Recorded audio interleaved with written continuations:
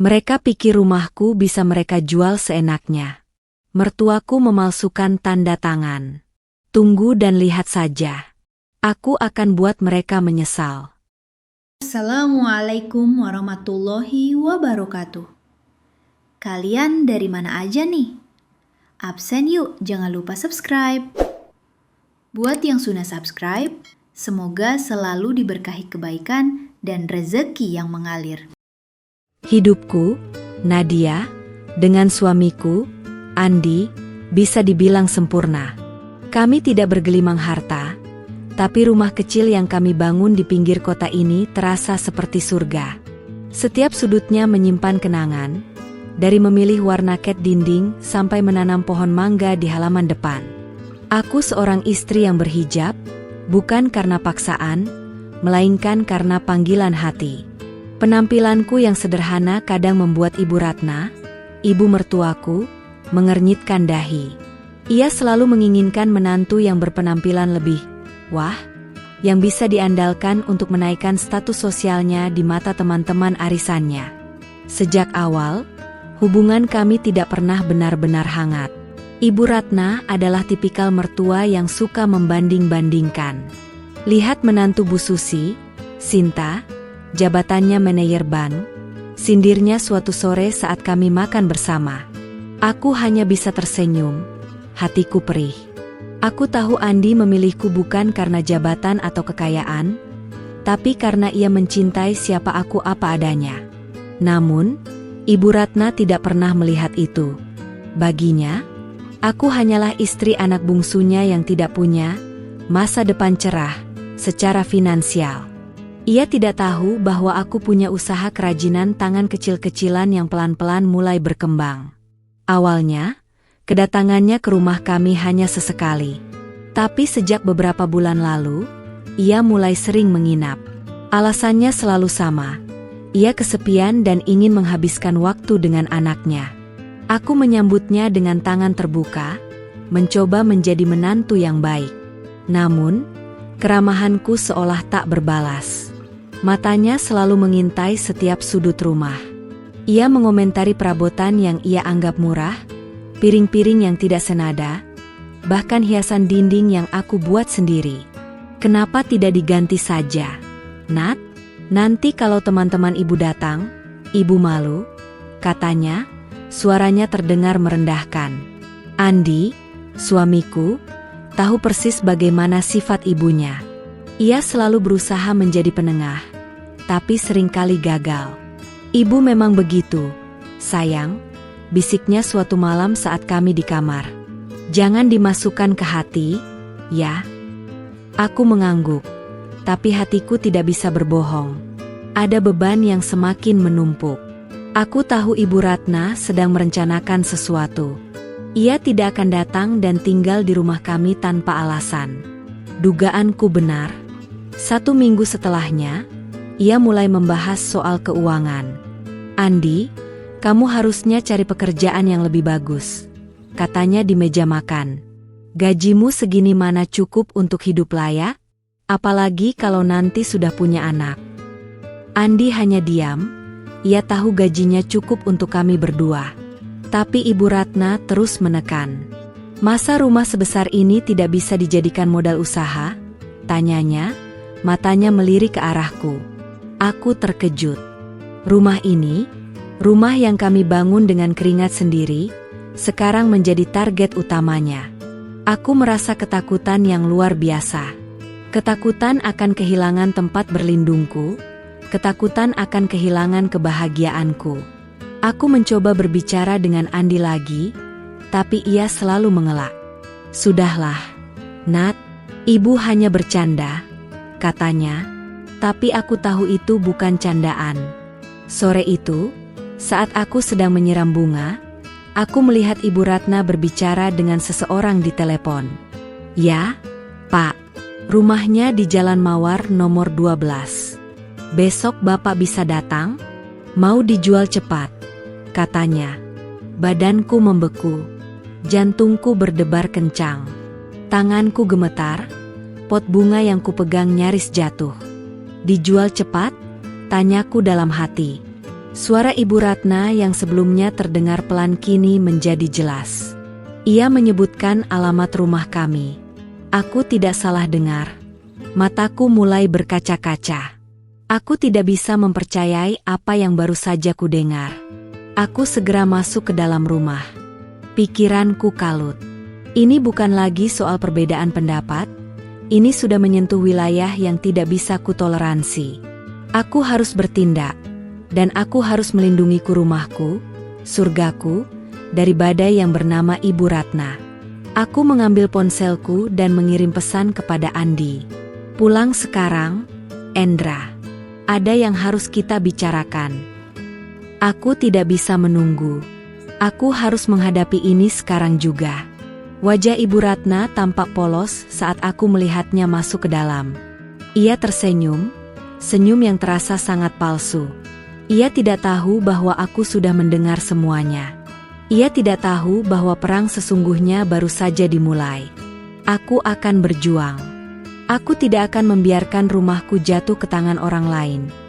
Bahkan jika itu adalah mertuaku sendiri. Andi pulang dengan wajah lelah, seperti biasa. Ia terkejut melihatku sudah duduk di ruang tamu menunggunya, dengan wajah tegang. Ada apa, sayang? Tanyanya sambil meletakkan tas kerjanya. Aku tidak langsung menjawab. Mataku menatap lurus ke arahnya, mencoba membaca kejujuran dari sana.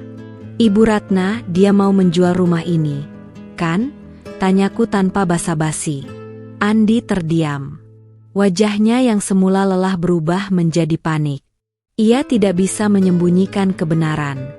Nadia, dengerin aku dulu, katanya sambil mencoba meraih tanganku. Aku menarik tanganku. Dengerin apa? Dengar rencana gila ibumu? Suaraku meninggi, penuh dengan emosi. Bagaimana bisa? Andi, rumah ini kita bangun bersama. Setiap batu bata, setiap paku, itu semua keringat kita. Kenapa kamu diam saja saat ibumu punya niat sejahat itu? Andi tidak bisa menjawab. Ia hanya menunduk, seolah menanggung beban yang sangat berat. Ibu hanya ingin membantuku. Nat, katanya dengan suara pelan. Membantu apa? Membantu menjual rumah kita?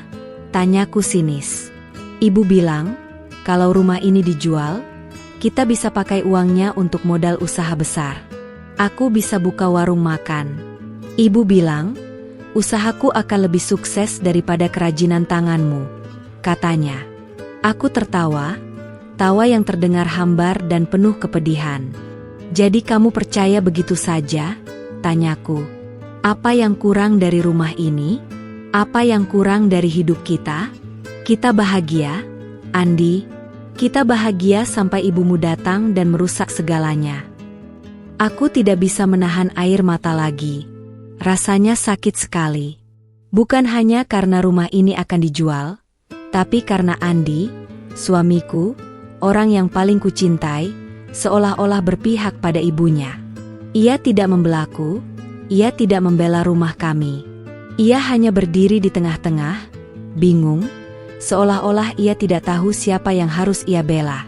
Aku merasa sendirian. Merasa sangat sendirian di tengah badai ini. Malam itu, aku tidak bisa tidur. Aku hanya bisa memikirkan bagaimana cara untuk menghentikan Ibu Ratna. Aku tahu aku tidak bisa lagi mengandalkan Andi. Aku harus bertindak sendiri. Aku tahu, Ibu Ratna tidak akan menjual rumah ini begitu saja tanpa persiapan. Ia pasti punya sesuatu yang disembunyikan. Aku harus mencari tahu apa itu.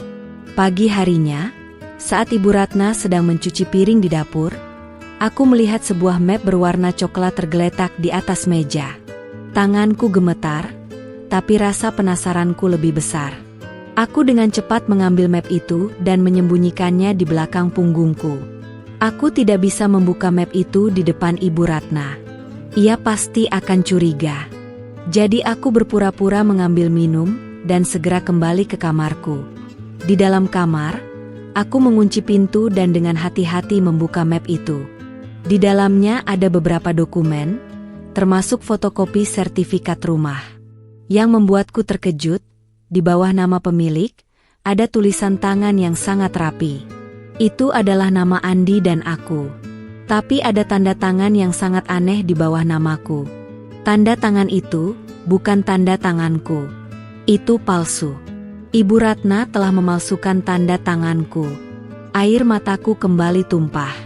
Hati terasa sakit, seolah-olah ada pedang yang menancap di sana. Aku tidak bisa mempercayai apa yang kulihat. Ibu mertuaku, orang yang seharusnya menjadi ibuku juga, tega memalsukan tanda tanganku. Ia sudah berencana untuk menjual rumah ini tanpa persetujuanku. Ini sudah melampaui batas. Ini bukan lagi sekadar konflik keluarga, ini sudah menjadi tindak kriminal. Aku harus menunjukkan ini kepada Andi. Ia harus tahu seberapa jauh ibunya telah bertindak. Tapi aku tahu, ia akan ragu-ragu. Ia akan mencoba untuk menutupi perbuatan ibunya. Aku tidak bisa membiarkan itu terjadi. Aku harus punya bukti lain, bukti yang tidak bisa dibantah. Aku mengambil ponselku dan memotret setiap dokumen di dalam map itu. Aku menyusun rencana. Aku akan membuat Ibu Ratna mengaku.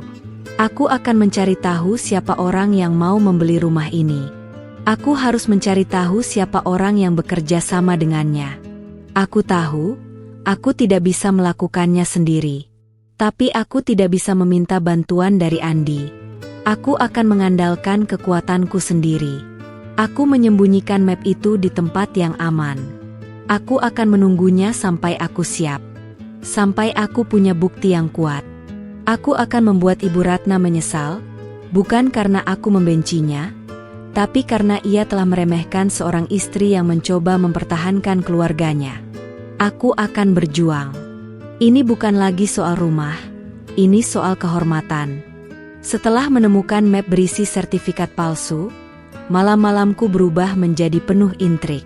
Aku berpura-pura seperti biasa di depan Ibu Ratna dan Andi, tapi di dalam hatiku, ada api yang berkobar. Aku terus-menerus memikirkan bagaimana cara terbaik untuk menghadapi Ibu Ratna tanpa menimbulkan keributan besar. Namun, semua usahaku sia-sia. Ibu Ratna tidak berhenti. Ia justru semakin berani. Suatu siang, aku menerima telepon dari seorang wanita bernama Rizka. "Maaf, ini benar rumah yang mau dijual di Jalan Mawar nomor 12?" tanyanya. Jantungku berdebar kencang. Aku mencoba menenangkan diri. "Maaf, sepertinya Anda salah sambung. Rumah ini tidak dijual," jawabku. "Oh, saya dapat informasinya dari Ibu Ratna," kata Rizka. "Katanya besok siang mau ada survei. Saya sudah janjian dengan beliau." "Besok siang?" tanyaku, suaraku nyaris tidak terdengar. Rizka mengonfirmasi. Badanku lemas. Ibu Ratna sudah mengatur semuanya. Ia sudah punya calon pembeli, dan ia sudah siap untuk menjual rumah kami.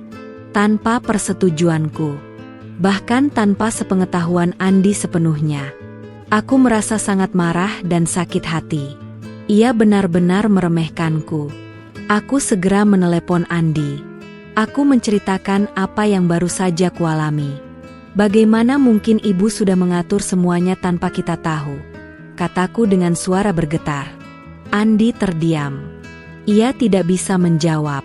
"Aku akan bicara dengan ibu, Nat. Percayalah," katanya. "Tidak. Kamu tidak perlu bicara dengannya. Aku akan bicara dengannya sendiri," kataku. "Tapi Nat..." Andi mencoba memprotes, tapi aku sudah mematikan telepon. Aku tahu, Andi tidak akan bisa menghadapi ibunya. Ia terlalu takut untuk melawan. Saat sore hari, aku melihat Ibu Ratna kembali berbicara di telepon. "Ya, besok siang jam 12. Jangan telat ya, Bu Rizka," katanya. Suaranya terdengar bahagia, seolah-olah ia baru saja memenangkan lotre. Aku berjalan mendekatinya. "Ada janji dengan Bu Rizka, Bu?" tanyaku. Ia terkejut, tapi dengan cepat menguasai dirinya. "Oh, ini teman arisan ibu. Kenapa? Jawabnya dengan senyum palsu. Aku hanya tersenyum. Bagus, Bu. Soalnya, saya dengar Bu Rizka mau membeli rumah ini, kataku. Wajah Ibu Ratna langsung memucat. Ia tahu aku sudah tahu. Kamu mendengarkan pembicaraan Ibu? Tanyanya. Tidak sengaja, Bu, jawabku. Jadi benar ya, Ibu mau menjual rumah ini? Tanpa sepengetahuan saya? Matanya memandangku tajam, seolah-olah ia ingin menelan aku hidup-hidup. Apa hakmu bertanya? Nadia, ini rumah anakku. Ibu punya hak untuk menjualnya, katanya, suaranya meninggi. Maaf, Bu. Rumah ini milik saya dan Andi, bukan milik Ibu. Dan Ibu tidak punya hak untuk menjualnya tanpa persetujuan kami berdua, kataku. Jangan kurang ajar kamu, Nadia. Kamu cuma menantu, tidak punya hak apa-apa, teriaknya. Kami bertengkar hebat. Andi yang baru saja pulang, langsung lari ke arah kami dan mencoba menenangkan kami. Ada apa ini? Kenapa kalian bertengkar? Tanyanya, suaranya terdengar putus asa. Ibumu, Andi, ibumu mau menjual rumah ini. Dia bahkan memalsukan tanda tanganku, kataku. Andi menatap ibunya dengan tatapan tidak percaya. Ibu benarkah itu? Tanyanya. Ibu Ratna terdiam, tidak bisa menjawab. Ia tahu, rencananya sudah terbongkar. Ia tahu, aku sudah mengetahui semuanya. Ia menatapku dengan tatapan penuh kebencian, seolah-olah aku adalah musuh terbesarnya. Tapi aku tidak peduli. Aku hanya peduli dengan rumahku. Aku hanya peduli dengan keluargaku. Andi menarik ibunya ke kamar. Aku tidak tahu apa yang mereka bicarakan, tapi aku bisa mendengar suara pertengkaran mereka dari dalam. Aku hanya bisa duduk di ruang tamu, menangis. Sakit sekali rasanya. Suamiku sendiri tidak bisa membelaku. Aku tahu, ia berada di posisi yang sulit. Tapi aku berharap ia akan berdiri di sisiku, bukan di tengah-tengah. Malam itu, aku tidak makan malam. Andi mencoba membujukku, tapi aku tidak mau. Aku hanya ingin sendiri. Aku ingin memikirkan apa yang harus aku lakukan selanjutnya. Aku tahu, pertengkaran ini hanya awal dari badai yang lebih besar. Aku tahu, Ibu Ratna tidak akan menyerah begitu saja. Aku harus bersiap. Aku harus punya strategi yang lebih matang. Setelah malam yang penuh air mata dan kekecewaan, aku sadar satu hal, melawan Ibu Ratna dengan emosi hanya akan memperburuk keadaan. Aku harus menggunakan akal. Aku harus bertindak cerdas. Aku harus membuktikan kepada Ibu Ratna bahwa ia telah meremehkan orang yang salah. Pagi itu, saat ia dan Andi sarapan, aku datang dengan wajah tenang, seolah tidak terjadi apa-apa. Aku bahkan membuatkan teh untuknya. Ibu Ratna terkejut dengan sikapku. Kamu tidak marah lagi? Tanyanya sinis. Aku tersenyum. Marah itu hanya akan membuat penyakit. Bu, jawabku. Saya sudah memaafkan ibu. Andi menatapku dengan tatapan heran. Ia tidak mengerti apa yang sedang aku rencanakan. Ibu Ratna hanya mendengus, seolah tidak percaya. Rencanaku dimulai saat itu juga. Aku tahu Ibu Ratna akan melanjutkan rencananya, dan aku harus selangkah lebih maju. Aku menghubungi seorang teman yang bekerja di Badan Pertanahan Nasional, BPN. Aku menceritakan semua yang terjadi, tentang sertifikat palsu yang dibuat oleh Ibu Ratna. Temanku terkejut, tapi ia berjanji akan membantuku. Nadia, kamu harus cepat-cepat mengurus sertifikat yang asli atas nama kalian berdua. Aku akan membantumu mengurusnya secepat mungkin, katanya. Aku berterima kasih kepadanya. Ini adalah langkah pertama untuk melindungi rumahku. Jika aku punya sertifikat asli atas namaku dan Andi, maka sertifikat palsu yang dimiliki Ibu Ratna tidak akan punya kekuatan hukum. Namun, itu saja tidak cukup. Ibu Ratna masih punya niat buruk. Aku harus mencari tahu lebih banyak tentang dirinya. Aku tahu, ia punya seorang teman yang sangat dekat dengannya. Namanya Tante Rina. Aku mencoba mendekati Tante Rina, berpura-pura ingin belajar membuat kue. Aku tahu Ibu Ratna dan Tante Rina sering bertemu di klub sosial mereka. Aku meminta Tante Rina untuk mengajariku membuat kue, dan ia menyetujuinya. Aku menggunakan kesempatan ini untuk mengorek informasi dari Tante Rina. "Tante, Ibu Ratna cerita apa saja tentang keluarganya?" tanyaku sambil mengaduk adonan kue. Tante Rina tertawa. "Banyak. Dia cerita tentang kesulitan keuangan yang dialami suaminya dulu. Katanya utangnya banyak sekali sampai-sampai mereka harus menjual semua barang berharga," katanya. Jantungku berdebar kencang. Ini adalah informasi yang sangat penting. "Utang apa, Tante?" tanyaku. Tante Rina menggelengkan kepala. Tidak tahu persis. Tapi katanya suaminya, Ayah Andi, adalah seorang penjudi. Katanya. Aku terkejut. Aku tidak pernah tahu tentang ini. Andi tidak pernah cerita tentang ayahnya yang seorang penjudi. Ibu Ratna selalu bilang suaminya meninggal karena sakit. Aku tahu, ia berbohong. Aku terus mengorek informasi dari Tante Rina. Ia bilang, Ibu Ratna juga sering meminjam uang dari teman-temannya. Dan ia tidak pernah mengembalikan uang itu. Ia hanya meminjam dan menghilang. Aku tahu, Ibu Ratna tidak punya pekerjaan. Ia hanya mengandalkan uang pensiun suaminya yang tidak seberapa. Ia sering menghabiskan uangnya untuk berbelanja barang-barang mewah, untuk menunjukkan kepada teman-temannya bahwa ia kaya. Aku menyadari, Ibu Ratna tidak hanya ingin menjual rumah kami untuk modal usaha. Ia ingin menjualnya untuk membayar utang-utangnya. Ia ingin menjualnya untuk membiayai gaya hidupnya yang mewah. Ia adalah seorang penipu. Ia adalah seorang yang serakah. Dan ia tidak peduli siapa yang akan terluka, bahkan anaknya sendiri. Dengan informasi ini, aku punya strategi yang lebih matang. Aku akan mengurus sertifikat rumah yang asli, dan aku akan mengumpulkan bukti-bukti tentang utang Ibu Ratna. Aku akan menggunakan informasi ini untuk melawan Ibu Ratna. Aku tidak akan membiarkannya memenangkan pertarungan ini. Aku akan berjuang sampai akhir. Aku akan membuktikan kepada Andi dan Ibu Ratna bahwa aku bukan wanita lemah yang bisa diinjak-injak. Ibu Ratna tidak menyadari bahwa ia sedang berjalan ke dalam perangkap yang sudah aku siapkan. Ia terus mengatur rencana dengan calon pembeli, Bu Rizka. Ia sering menelepon Bu Rizka di depan mataku, seolah-olah ia ingin menunjukkan kepadaku bahwa ia punya kekuatan. Aku hanya tersenyum. Aku tahu, rencananya akan gagal. Aku menghubungi Bu Rizka secara diam-diam. "Bu, saya Nadia, istri dari Andi," kataku. Bu Rizka terkejut. "Saya sudah dengar dari teman saya bahwa ibu ingin membeli rumah ini. Saya harap ibu tidak jadi membeli rumah ini," kataku. "Kenapa?" tanya Bu Rizka. "Rumah ini tidak dijual, Bu. Ibu mertua saya hanya berbohong. Sertifikat yang ia pegang itu palsu," kataku. Bu Rizka tidak percaya. Ia bilang, ia sudah mengecek sertifikat itu di BPN.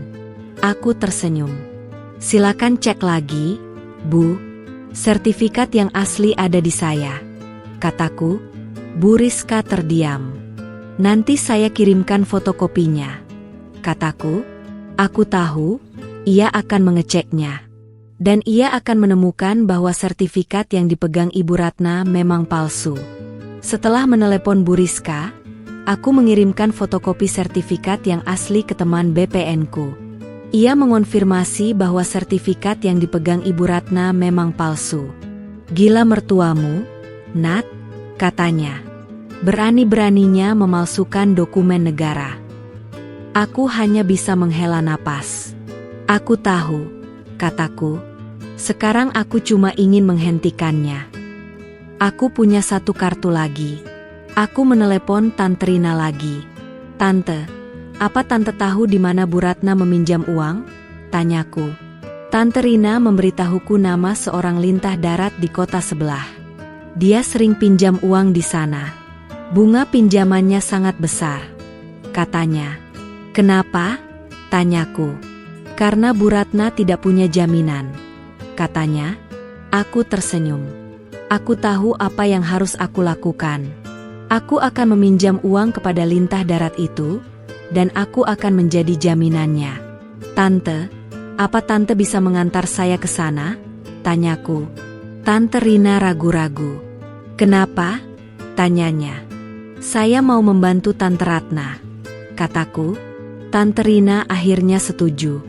Aku bertemu dengan lintah darat itu. Ia adalah seorang pria yang terlihat sangat menakutkan, dengan tato di lehernya.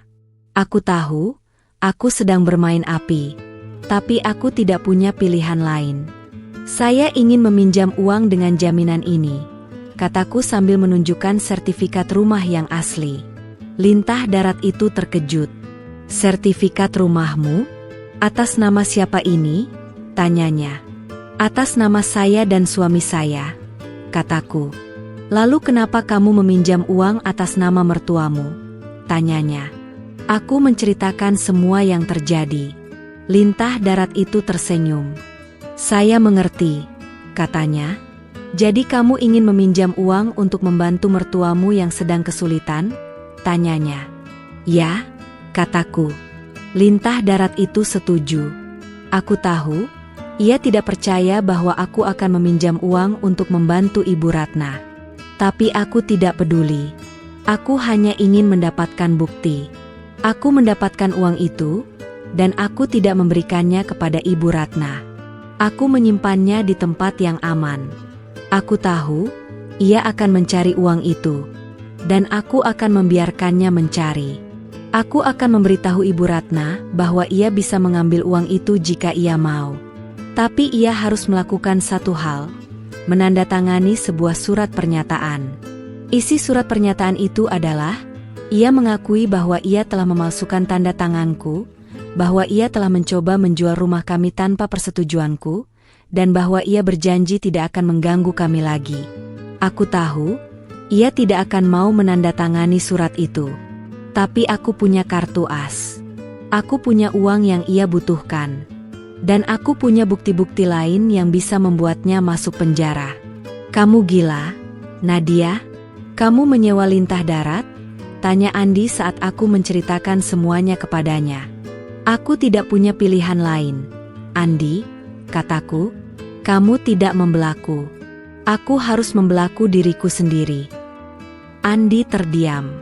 Ia tahu, aku benar. Ia memelukku, dan ia meminta maaf. Ia akhirnya menyadari, ia tidak bisa lagi berdiam diri. Ia harus berdiri di sisiku. Andi akhirnya memutuskan untuk berpihak kepadaku. Ia memelukku, matanya berkaca-kaca. Maafkan aku, sayang, bisiknya. Aku tidak tahu harus berbuat apa. Ibu adalah ibuku, tapi kamu adalah istriku. Aku salah. Aku membalas pelukannya. Aku tahu, ini bukan salahnya. Ia hanya terjebak di antara dua orang yang ia cintai. Tapi aku juga tahu, ia harus memilih. Dan ia sudah memilih. Malam itu, kami berdua sepakat untuk menghadapi Ibu Ratna bersama-sama. Aku menunjukkan kepadanya semua bukti yang aku punya. Fotokopi sertifikat palsu, rekaman percakapan Ibu Ratna di telepon, dan bahkan surat dari lintah darat yang membuktikan bahwa Ibu Ratna punya utang besar. Andi terkejut. Ibu tidak pernah cerita tentang ini, katanya. Aku tahu, kataku. Ibu tidak akan cerita. Ibu hanya ingin mengambil uang dari kita. Dia tidak peduli dengan kita. Andi menghela napas. Apa yang harus kita lakukan sekarang? Tanyanya. Kita tunggu sampai ia datang, kataku. Ibu Ratna datang keesokan harinya. Ia datang dengan wajah bahagia. Andi, ibu sudah bicara dengan Bu Rizka. Besok dia akan datang untuk mengecek rumah kita, katanya. Andi menatapku, dan aku mengangguk. Maaf, Bu. Rumah ini tidak dijual, kata Andi. Wajah Ibu Ratna langsung berubah. Kenapa? Tanyanya, suaranya meninggi. Kamu sudah gila? Andi, kamu dengar apa yang ia katakan? Nadia sudah mencuci otakmu, teriaknya. Tidak ada yang mencuci otakku, Bu. Aku hanya ingin ibu jujur, kata Andi. Jujur tentang apa? Ibu tidak pernah bohong, teriaknya. Bagaimana dengan sertifikat palsu yang ibu buat? Bagaimana dengan uang pinjaman yang ibu ambil dari Lintah Darat? Tanyaku. Ibu Ratna terdiam. Wajahnya memucat. Ia tidak bisa menjawab. Ia tahu, rencananya sudah terbongkar. Ia tahu, aku sudah punya semua bukti. Dari mana kamu tahu? Tanyanya, suaranya bergetar. Saya punya teman, Bu, kataku. Teman yang bisa melihat semua bukti-bukti yang ibu sembunyikan. Ia menatapku dengan tatapan penuh kebencian. Jadi ini semua rencanamu, Nadia? Tanyanya. Kamu ingin membuat ibu malu? Aku menggelengkan kepala. Tidak, Bu. Saya hanya ingin melindungi rumah ini, kataku. Rumah ini adalah surga bagi kami. Saya tidak akan membiarkan ibu menjualnya. Ibu Ratna tidak bisa berkata-kata. Ia hanya bisa menatapku dengan tatapan kosong. Ia pergi ke kamarnya dan mengunci pintu. Ia tidak berbicara dengan kami selama beberapa hari. Aku tahu, ia sedang memikirkan apa yang harus ia lakukan. Aku tahu, ia sedang merasa terpojok. Aku tahu, ia sedang mencari jalan keluar. Tapi aku tidak akan membiarkannya lolos. Beberapa hari kemudian, ia keluar dari kamarnya dengan wajah yang kusut. Ia tidak lagi sombong. Ia tidak lagi merendahkan. Ia hanya diam. Aku tahu, ia sedang menunggu waktu yang tepat untuk menyerang. Aku tahu, ia tidak akan menyerah begitu saja. Aku harus bersiap. Aku harus punya strategi yang lebih matang. Ibu Ratna mencoba satu strategi terakhir. Ia menyebarkan berita buruk tentangku kepada teman-teman arisannya. Ia bilang, aku adalah menantu durhaka yang tidak menghormati mertua. Ia bilang, aku mencoba untuk menguasai harta anak bungsunya. Aku tahu, ia berbohong. Tapi aku tidak bisa membiarkannya lolos begitu saja. Aku menelepon Tante Rina lagi. Tante, apa Tante bisa datang ke rumah saya sore ini?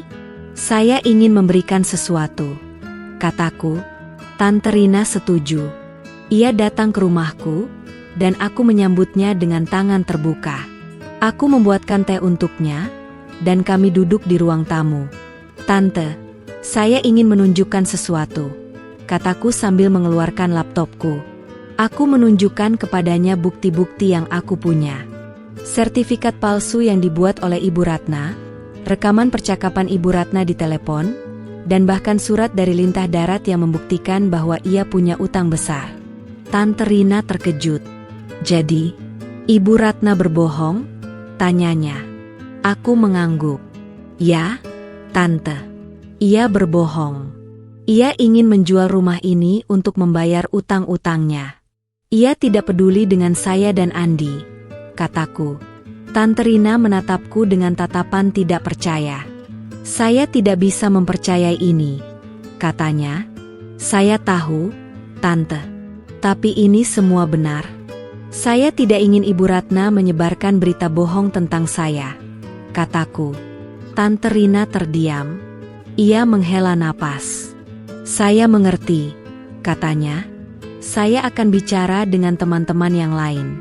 Saya tidak akan membiarkan Ibu Ratna merusak nama baikmu. Aku berterima kasih kepadanya. Aku tahu, Tante Rina adalah orang yang baik. Ia tidak akan membiarkan Ibu Ratna lolos begitu saja. Ia akan membantuku. Dan ia akan menjadi saksi. Ia akan menjadi saksi bahwa aku tidak bersalah. Beberapa hari kemudian, Ibu Ratna datang ke rumah kami dengan wajah marah. Kamu sudah gila. Nadia, kamu menyebarkan berita tentang ibu, teriaknya. Saya tidak menyebarkan berita, Bu. Saya hanya mengatakan yang sebenarnya. Kataku, saya punya bukti, Bu. Bukti bahwa ibu telah berbohong. Bukti bahwa ibu telah mencoba menjual rumah ini. Bukti bahwa ibu punya utang besar. Ibu Ratna terdiam. Ia tidak bisa menjawab. Ia hanya bisa menatapku dengan tatapan penuh kebencian. Kamu ingin membuat ibu malu? Tanyanya. Saya tidak ingin membuat ibu malu, Bu. Saya hanya ingin ibu jujur. Kataku, saya ingin ibu mengakui semua kesalahan ibu. Ibu Ratna tidak mau. Ia tetap tidak mau mengakui kesalahannya. Ia hanya diam. Ia hanya menatapku dengan tatapan kosong. Aku tahu, ia sedang memikirkan apa yang harus ia lakukan. Aku tahu, ia sedang merasa terpojok. Aku tahu, ia sedang mencari jalan keluar. Tapi aku tidak akan membiarkannya lolos. Aku mengambil ponselku dan menelepon lintah darat itu. Halo, Pak. Saya ingin mengembalikan uang yang saya pinjam. Kataku. Lintah darat itu tertawa. Sudah ada yang membayar utangmu. Katanya. Siapa? Tanyaku. Ibu Ratna, jawabnya. Ia menjual perhiasannya untuk membayar utangnya. Jantungku berdebar kencang. Ibu Ratna telah menjual perhiasannya? Aku tidak percaya. Aku segera menelepon Tante Rina. Tante, apa Tante tahu di mana Ibu Ratna sekarang? Tanyaku. Ia sedang ada di rumahnya. Jawabnya. Ia menjual semua perhiasannya. Katanya untuk membayar utangnya. Aku tahu, ini adalah kehancuran Ibu Ratna. Ia telah kehilangan segalanya. Ia telah kehilangan harta, ia telah kehilangan harga diri. Ia telah kehilangan segalanya karena keserakahannya. Aku merasa sedih. Aku tidak ingin melihat Ibu Ratna menderita. Tapi aku juga tahu, ia pantas mendapatkan ini. Ia pantas mendapatkan pelajaran. Beberapa hari kemudian, kami menerima telepon dari Ibu Ratna. Suaranya terdengar sangat lemas, tidak ada lagi nada sombong yang biasa ia gunakan. Andi, Nadia, ibu ingin bertemu, katanya. Aku dan Andi saling pandang, ragu. Akhirnya kami memutuskan untuk menemuinya di rumahnya. Kami tahu, ini adalah pertemuan yang akan mengubah segalanya. Rumah Ibu Ratna tampak sepi. Kami masuk, dan melihat ia duduk di ruang tamu. Wajahnya tampak lelah, matanya bengkak, seolah ia baru saja menangis. Ia tidak lagi memakai perhiasan mewah, dan pakaiannya tampak sederhana. Ia tidak lagi seperti Ibu Ratna yang dulu. Ia tampak rapuh. Duduklah, katanya dengan suara pelan. Kami duduk, dan ada keheningan yang panjang. Aku tidak tahu harus berkata apa. Andi juga diam. Ibu minta maaf, katanya. Suaranya bergetar. Ibu minta maaf atas semua yang ibu lakukan. Ibu sudah salah. Aku tidak bisa mempercayai apa yang baru saja kudengar. Ibu Ratna meminta maaf? Aku tidak pernah menyangka ia akan melakukan ini. Aku menatapnya, dan melihat ada penyesalan yang tulus di matanya. Ibu tahu, ibu sudah keterlaluan, katanya. Ibu terlalu serakah. Ibu terlalu ingin hidup mewah. Ibu tidak tahu harus berbuat apa. Ibu tidak punya uang. Ia menceritakan semuanya. Tentang utang-utangnya yang menumpuk, tentang kebiasaannya berfoya-foya yang tidak bisa ia kendalikan. Ia menceritakan tentang bagaimana ia terpaksa menjual semua perhiasannya untuk membayar utang-utangnya. Ia menceritakan bagaimana ia merasa malu, bagaimana ia merasa hancur. Ibu hanya ingin kembali ke masa lalu. Katanya, aku merasa kasihan. Aku tidak ingin melihat ia menderita. Tapi aku juga tidak bisa melupakan semua yang ia lakukan. Aku tidak bisa melupakan bagaimana ia mencoba menjual rumah kami, bagaimana ia memalsukan tanda tanganku, bagaimana ia mencoba merusak kebahagiaan kami. Aku hanya bisa diam. Andi memegang tanganku. Ia menatap ibunya dengan tatapan yang penuh kepedihan. "Ibu, kenapa ibu tidak cerita dari awal?" tanyanya. Ibu Ratna menangis. "Ibu malu, Nak. Ibu malu," katanya. Aku mengambil tangan Ibu Ratna. "Bu, saya memaafkan ibu," kataku. Ibu Ratna terkejut. "Tapi, saya sudah melakukan banyak kesalahan," katanya. "Saya tahu, Bu. Tapi saya memaafkan ibu," kataku. "Saya tidak ingin menyimpan dendam. Saya hanya ingin ibu belajar dari kesalahan ibu." Ibu Ratna memelukku.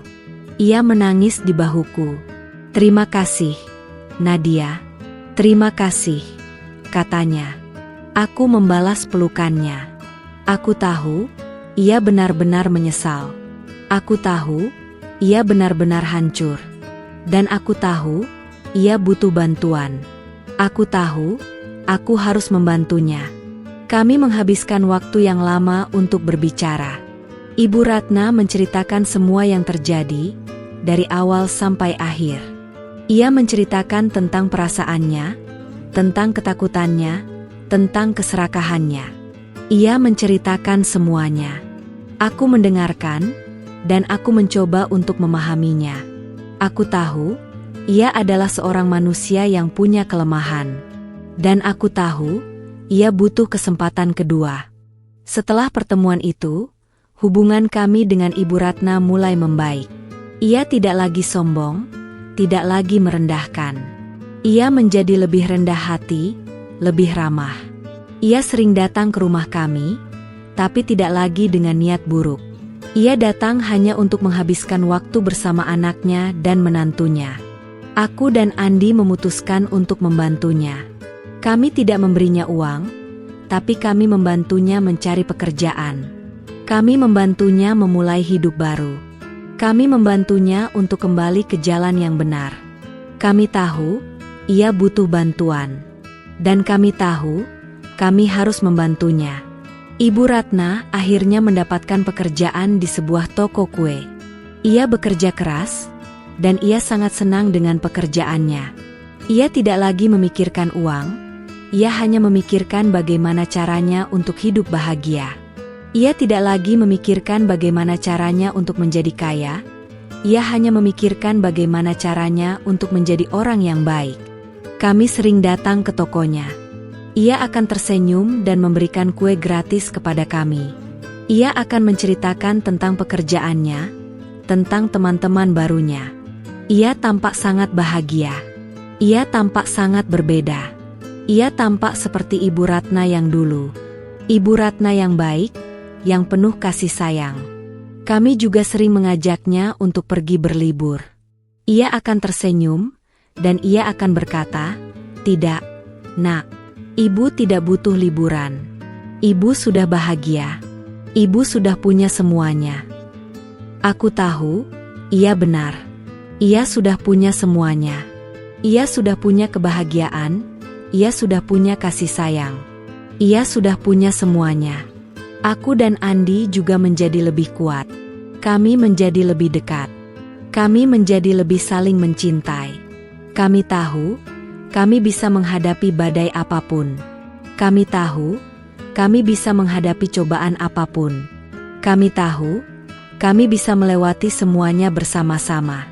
Suatu sore, aku sedang menyiram bunga di halaman. Ibu Ratna datang dan duduk di sampingku. "Nadia, Ibu ingin berterima kasih," katanya. "Terima kasih karena kamu sudah memaafkan Ibu. Terima kasih karena kamu sudah membantu Ibu." Aku tersenyum. "Sama-sama, Bu. Saya senang bisa membantu Ibu," kataku. Ibu Ratna memegang tanganku. Ibu benar-benar menyesal," katanya. "Ibu tidak tahu apa yang Ibu lakukan. Ibu terlalu serakah.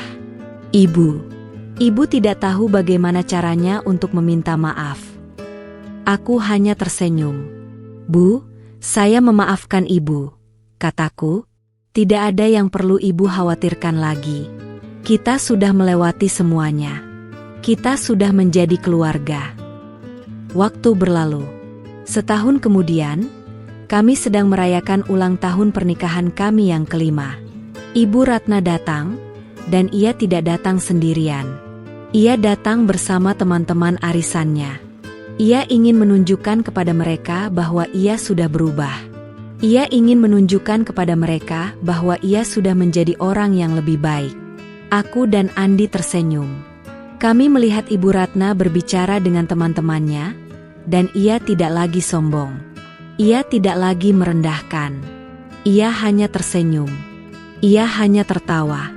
Ia tampak sangat bahagia. Ia tampak seperti Ibu Ratna yang dulu. Malam itu, setelah perayaan selesai, kami duduk di ruang tamu. Ibu Ratna memegang tanganku. "Nadia, ibu ingin memberikan sesuatu," katanya. Ia memberikan sebuah kotak kecil. Aku membukanya, dan di dalamnya ada sebuah kunci. Kunci itu adalah kunci rumah ini. "Bu, ini," kataku, suaraku bergetar. "Ibu tidak akan pernah melupakan ini, Nadia," katanya. "Kamu telah memberikan ibu pelajaran yang sangat berharga. Kamu telah menunjukkan kepada ibu bahwa kesabaran dan ketulusan hati lebih kuat dari keserakahan. Kamu telah menyelamatkan ibu." Aku menangis. Aku memeluk Ibu Ratna. "Sama-sama, Bu," kataku. "Sama-sama." Andi memeluk kami berdua. Ia tersenyum, matanya berkaca-kaca. Ia tidak tahu harus berkata apa. Ia hanya bisa tersenyum. Ia hanya bisa memeluk kami berdua. Kami akhirnya mendapatkan kebahagiaan kami kembali. Kami mendapatkan keluarga kami kembali. Kami mendapatkan semuanya kembali. Dan kami tahu, kami tidak akan pernah melupakan ini. Kami tidak akan pernah melupakan pelajaran ini. Kami tidak akan pernah melupakan bagaimana kami bisa melewati badai ini. Rumah kami sekarang terasa lebih hangat, lebih penuh cinta. Tidak ada lagi ketakutan akan kehilangan, tidak ada lagi kebencian. Yang ada hanya kebahagiaan dan kasih sayang. Aku menatap Andi, dan ia tersenyum. Ia tahu, kami sudah melewati semuanya. Ia tahu, kami sudah menjadi pemenang. Ia tahu, kami sudah mendapatkan segalanya. Aku juga tahu. Aku tahu, aku sudah menjadi pemenang. Aku sudah mendapatkan segalanya. Aku sudah mendapatkan cinta suamiku. Aku sudah mendapatkan keluarga baruku. Dan aku sudah mendapatkan kebahagiaan yang tidak bisa dibeli dengan uang. Aku tahu, aku sudah menjadi pemenang.